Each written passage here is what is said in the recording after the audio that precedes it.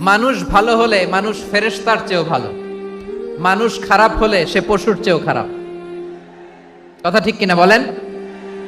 ভালো হলে ফেরেশতার চেয়েও ভালো, খারাপ হলে পশুর চেয়েও নিকৃষ্ট।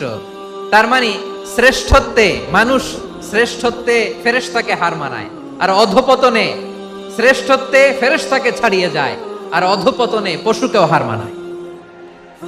আই রিপিট, আমি আবারও বলছি, মানুষ শ্রেষ্ঠত্বে ফেরেশতাকে ছাড়িয়ে যায়, আর অধপতনে সে পশুকেও হার মানায়। আওয়াজ করে বলতে হবে ঠিক কিনা? এটার প্রমাণ কি?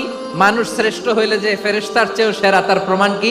আল্লাহ তাআলা বলছেন, ওয়া ইয কুলনা লিল মালাইকাতি ইসজুদু লিআদাম ফাসাজাদু ইল্লা ইবলিস আবা ওয়াস্তাকবারা ওয়া কানা মিনাল কাফিরিন। আল্লাহ বলেন, স্মরণ করো সে সময়ের কথা যখন আমি ফেরেশতাদেরকে বললাম, ও ফেরেশতারা আদমকে সিজদা দাও।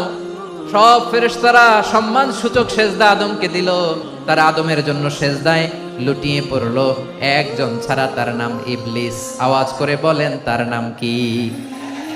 সে অহংকার প্রদর্শন করলো, সে কাফের হয়ে গেল, বাকি সব ফেরেশতারা সেজদা দিল। সুবহানাল্লাহ।